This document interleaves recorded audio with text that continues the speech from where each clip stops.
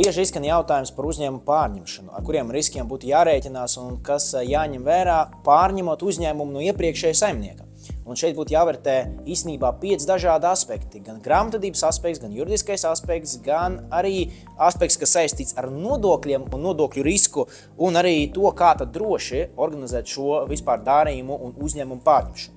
Runājot par juridiskiem aspektiem, būtiski no paša sākuma sagatavot skaidru un detalizētu līgumu ar visiem nosacījumiem punktiem, kas tad būtu jāņem vērā pārņemot uzņēmumu. Un noteikti arī neaizmirstiet, jo bieži praksē arī rodas, ka uzņēmums ir pārņemts, līgums ir noslēgts, bet izmaiņas uzņēmuma reģistrā nav veiktas. Līdz ar to saimnieks paliek joprojām vecais saimnieks.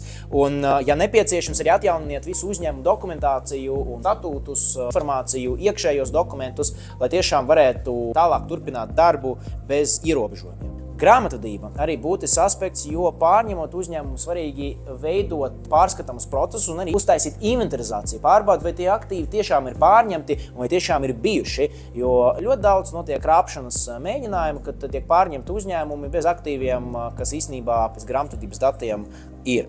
Un svarīgi arī noteikti precīzi definēt pārņemšanas datumu, jo no tā arī izriet visas tālākās darbības attiecības finanšu atskaišu sagatavošanu, nodokļu riskiem, un par pašiem nodokļu riskiem runājot, būtiski atcerēties visu par visiem nodokļiem. PVN, pievienots vērtības nodoklis, atkarīgs no darījuma specifikas, vai šajā gadījumā jums arī tieši ir kaut kāda PVN riski pārņemot eksistējošo uzņēmumu. IIN, ja piedzīvotāja ienākuma nodoklis, par fiziskām personām varbūt ienākuma nodoklis, un tad jums ir jāpārbauda par visām izmaksām un nodokļu saistībām par iepriekš veiktajām izmaksām.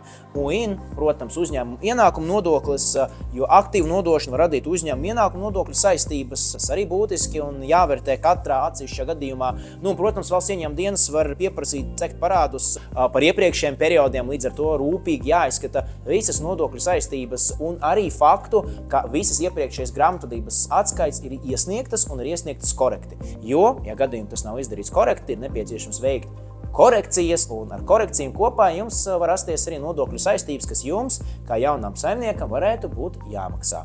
Un noteikti, lai droši sagatavotos darījumam un droši novadītu šo darījumu, un lai izvairītos no visām problēmām, veiciet šo nodokļu un juridisku auditu un tiešām piesaistiet speciālistus, grāmatvežus un nodokļu konsultantus, kas palīdzēs jums pirmkārt izpētīt visus procesus un nodokļu riskus, kas varētu būt saistīti ar šo uzņēmumu pārņemšanu, un otrkārt arī jūsu konkrētajā gadījumā novērtēt pārņemtā uzņēmuma esošās saistības, esošo grāmatvedības statusu un nodokļu jautājumus. Ja radās kāds jautājums, tad droši arī jautājiet mūsu komandai, mūsu nodokļu konsultantiem, labprāt arī palīdzēsim.